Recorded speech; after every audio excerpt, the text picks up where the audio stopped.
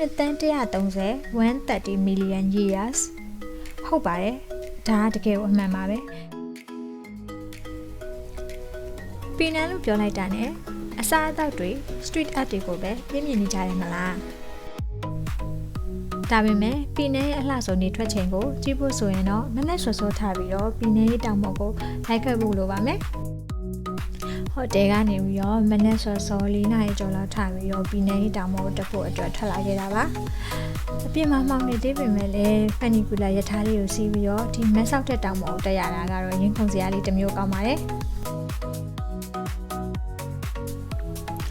တောင်ပင်လေးရောက်ကောကောင်းကင်ကြီးကတဖြည်းဖြည်းအရောင်နေပြောင်းလာတဲ့အတူ sunrise ကိုကြည့်ရတာကတော့မနက်စောစောအေးရထားကြိုလုံးဝနှစ်သွားစေပါတယ်လေထွက်တာကိုကြည့်ပြီးလို့ရှိရင်တော့ဒီလိုမျိုးမနက်ခင်းအေးချမ်းတဲ့နေရောင်ကြည့်အောင်မှာတောင်ပေါ်မှာအေးစစ်စစ်လန်းလျှောက်ရတဲ့ feeling ကလည်းမိုက်ပါတယ်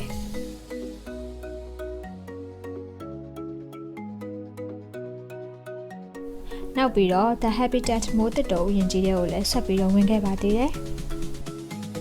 ဒီမိုးတစ်တော်ဥယျာဉ်ကြီးကဆိုလို့ရှိရင်နှစ်သန်းပေါင်း130လောက်ကျော်ပြီဖြစ်ပါတယ်။နှစ်သန်း130 130 million years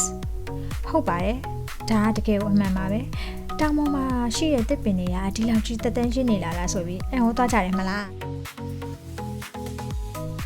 တကယ်တော့ပီနန်ဟေးက The Habitat တရှိနေတဲ့မိုးတစ်တော်ကြီးအပါအဝင်မလေးရှားနိုင်ငံကတဘာဝမိုးတစ်တော်တွေကကမ္ဘာပေါ်မှာတက်တန်းအရင်ဆုံးတစ်တော်ကြီးတွေပဲဖြစ်ပါတယ်။နာမည်ကြီးအမေဆုံးမိုးတစ်တော်ထထောင်မှာတက်တန်းပိုရင်းတယ်လို့သူတေတီတွေကအတည်ပြုလာကြပါတယ်။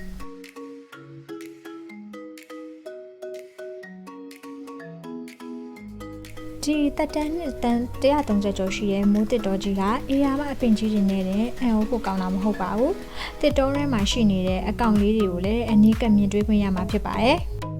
ဒီထဲမှာဆိုလို့ရှိရင်မြောက်မြက်ကွင်းဖြူတွေရှစ်အမဲအကြီးတွေပြီးတော့တခြားရှားပါငှက်ကလေးတွေကိုလည်းမြင်ရနိုင်ပါတယ်ဒါကြောင့်မလို့ပင်နန်းမြို့ကိုရောက်တဲ့ဆိုလို့ရှိရင်